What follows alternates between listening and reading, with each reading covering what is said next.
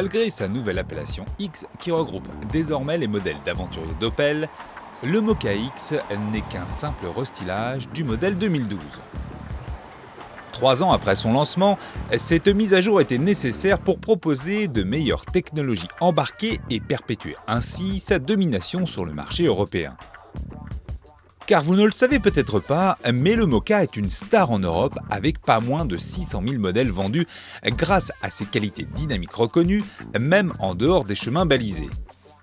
Opel n'a ainsi pas touché au train roulant, mais à tous les autres domaines. En s'attaquant d'abord au remaquillage de son visage avec un nouveau bouclier plus pincé et de nouvelles optiques à LED avec une large signature à chevrons très identitaire et montée en série.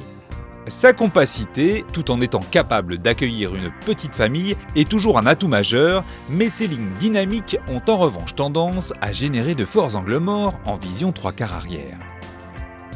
La planche de bord a fortement évolué pour un restylage elle aussi plus pincé, légèrement orienté vers le conducteur et gagne en précision d'assemblage. On note aussi les nouveaux écrans de 7 ou 8 pouces tactiles toujours aussi réactifs, les services de conciergerie OneStar ou encore la compatibilité Apple CarPlay et Android Auto améliorée. Effet secondaire de sa compacité, le Mokka X ne propose toujours que 356 litres de coffre contre 410 litres pour un Peugeot 2008 et 455 pour le Renault Captur. Le Mokka X se rattrape en intégrant le démarrage sans clé, les phares intelligents et des assises toujours aussi confortables à l'ergonomie certifiée.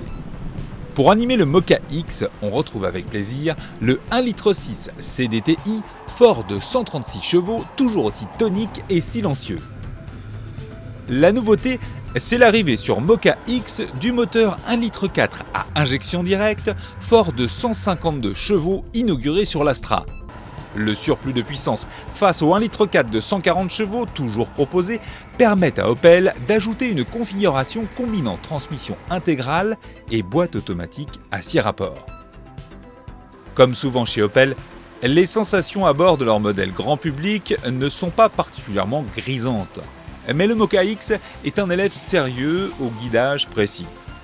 On lui reprochera tout de même une direction à effet pendulaire pas très agréable et sa commande de boîte qui manque un peu de précision. Ces tarifs ont été revus légèrement à la hausse.